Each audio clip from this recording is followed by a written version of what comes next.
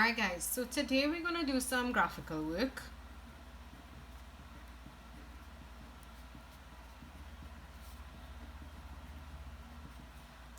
Right? And we're going to recap a little bit.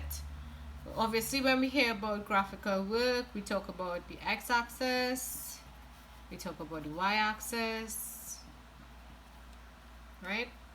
And our y runs from top to bottom and our x runs from side to side.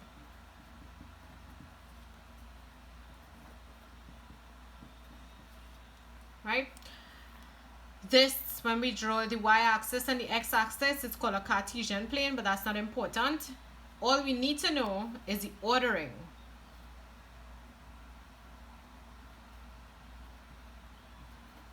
So this is an ordered pair.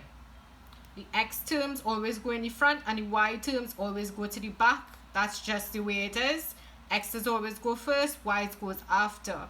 So if we had a point,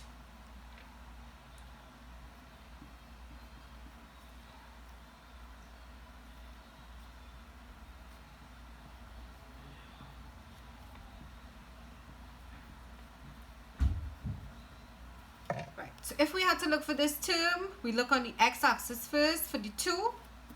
Let's draw a dotted line up. Let's look on the y-axis for the 4. 4 is here. Draw a line across. Where they intersect, that is where we draw the dot and circle. Right, maybe I should not do that in yellow. I'll do it in green instead. Dot and circle where they intersect. Right? So this is basically how we represent an ordered pair. X, Y, look, dot and circle, right? X terms always come first, Y terms always come after. Now, we know, or you may not know, that the equation of a straight line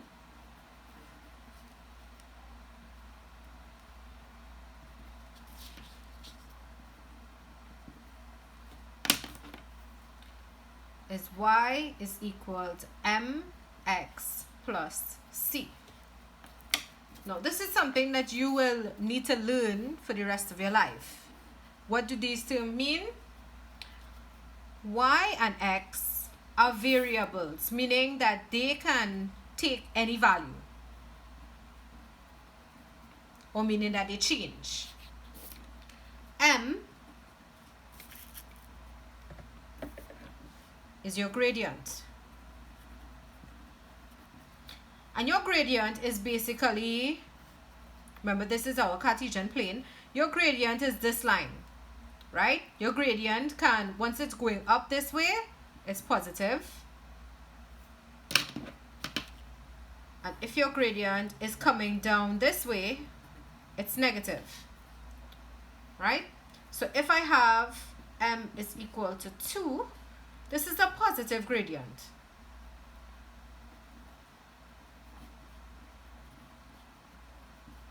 If I have m is equal to -1, it's a negative gradient. Right? So positive gradient could look something like that. Negative gradient, the opposite direction. Right? Okay, great. Now, the last term that we have here is the C. When we have a Cartesian plane,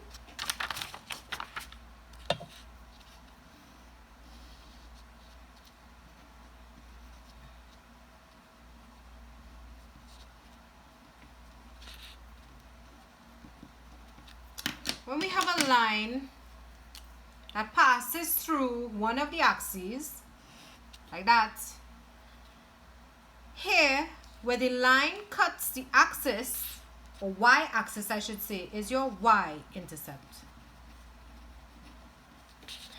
If I had a line and it cuts this way, this would be my x-intercept.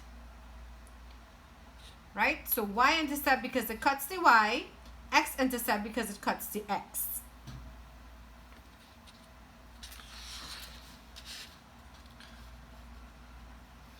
So let's deal with the gradients.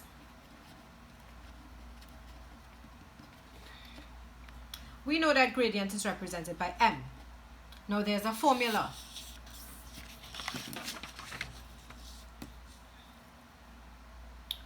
M is equal to y2 minus y1 over x2 minus x1. This is actually quite simple. All this means, all these letters and little numbers, all they're telling you, remember that ordered pair, x and y, we need 2 points. Now if we left it as this, it would be very confusing. So what we did is that we put little numbers, x1, y1, to tell us this would be our first point,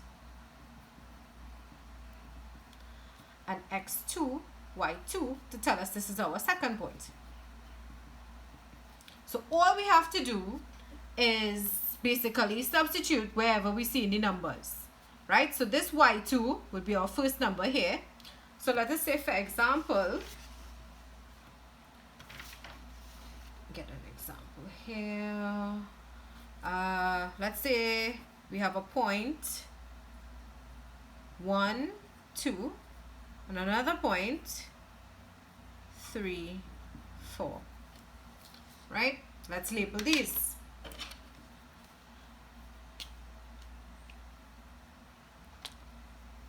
So this would be our x1, y1, x2, y2. And basically what we're doing, we're following this formula. My advice to you would be to keep writing it so that we will remember the actual formula. y2 minus y1 over x2 minus x1. y2 is 4. Now, I'm going to write the formulas, right? So the operations and the formulas I'm writing in light blue, and then I'll write the actual numbers in red, right? So 4 minus y1, which is 2, x2, which is 3, and x1, which is 1. And we must put the vinculum in between. 4 minus 2 will give us 2 over 3 minus 1 will give us 2. 2 into 2, 1. 2 into 2, 1. 1 over 1 will give me back my original 1. And a side note, whenever a number is out of 1, it is that regular number. So if we had 5 out of 1, that would be regular 5, right? So any whole number out of 1, it is understood to be just the number alone, right? So this is basically what we're doing, right? To recap, 2 points are used. That's why we label them x1, y1, x2, y2. We are basically substituting after we label our point x1, y1. Remember, x terms are always first, y terms are always second, right? So x1, y1, we can't put this back as x1 because it's a new point, so x2, y2. In our formula, all we are doing is substituting the values. So y2 is 4, y1 is 2, x2 is 3, and x1 is 1. We work it out and we see that our gradient is 1.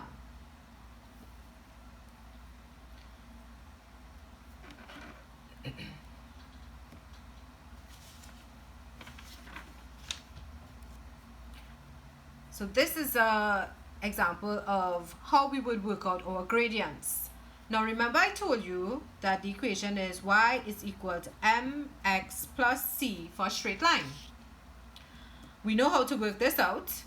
We know that this can be represented by a regular point, whether it be a, b, c, whatever, right? And we now can solve for c, given that we have m, right? So let me show you. All right, so in this point here, let us see, this is your x, this is your y. If we're substituting, y would be 2, your m was 1 from before. I'm putting it in brackets so just in case that, you know, later on there are any things with different signs or anything like that, we know that the brackets mean to multiply, right? And my x is 1 plus c. 1 by 1 is not 2, that's adding. 1 by 1 is 1. Put back my 2 and put back my plus c. 2 is equal to 1 plus c. Remember that we want to solve for c, so we have to move this over. And once we're changing signs, if this is positive, when we move it over, it's going to be negative. Remember, this number does not change. This number was always on the side. Right? We're changing the one that we are going over, we're putting over. So this will be, let me rewrite my 2, and we're bringing over this number, so it's now negative 1 is equal to c. We've moved this number from one side to the other, the sign changes, and the c remains on this side. So 1 from 2 will give me 1. So if I had to rewrite my y is equal to mx plus c, I would say that y is equal to m, which we solved to be 1 from before, x, remember x and y are variables, plus c, which we just worked out to be 1. So this is my equation of my straight line.